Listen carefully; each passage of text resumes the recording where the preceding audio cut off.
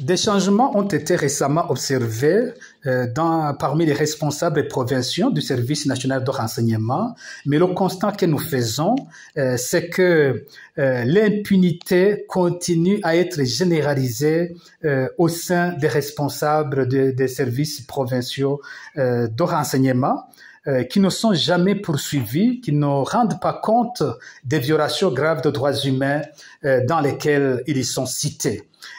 Ici, je donne quelques exemples. Il y a des anciens qui ont déjà passé par plusieurs provinces et qui ont été cités dans des violations graves de droits humains et qui continuent à les commettre et qui restent impunis. L'exemple, c'est celui d'Eliphaz Nyongabo. Il a déjà passé par plusieurs provinces et dans toutes les provinces, il a été cité dans ce genre de violation. L'année dernière, il était responsable du SNR en province de Moiro.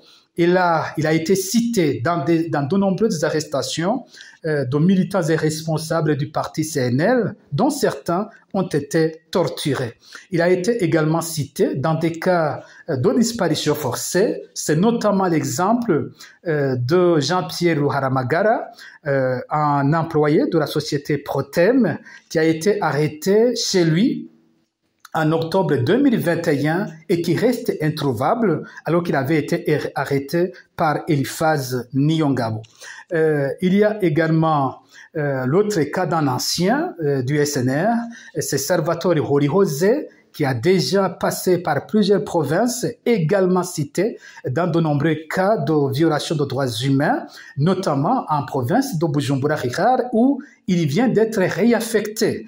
L'année dernière, en 2021, Salvatore Horihose a été responsable du SNR en province, d'abord de Muramvya, ensuite d'Ongozi. Il a aussi des cas de violation grave de droits humains ont été cités. Et je rappelle ici que le tout premier cas d'enlèvement en 2022 a été cité en province d'Ongozi. Il s'agit de l'enlèvement de Pascal Choyitungiye, qui venait de rentrer du Rwanda, enlevé le 1er janvier 2022. Salvatore Horihose a été cité dans ce cas en collaboration avec des responsables provinciaux de la milice Imbonerakure. L'autre exemple d'un ancien, c'est celui de Jovin Chisahayo, responsable du SNR en province de Ruyigi, qui a déjà passé par plusieurs provinces où il a été cité dans des violations graves de droits humains. Et l'année dernière, des cas de disparition forcée ont été signalés en province de Ruyigi. Il y a un autre ancien, c'est Venamiburo, qui est tristement célèbre dans des provinces comme Ngozi et Cibitoke. Pour le moment, il est en province de Bubanza. Il n'a jamais été convoqué pour répondre des différents crimes commis sous sa responsabilité. Et l'année dernière, en province de Bubanza, il y a eu son montage grotesque contre le militant et responsable du parti CNL, Augustin Matata, qui a finalement été torturé et qui est décédé à la suite de cette torture. Il y a d'autres cas, des cas de nouveaux responsables provinciaux nommés il y a quelques mois, mais qui ont déjà été cités également dans ce genre de violation grave de droits humains.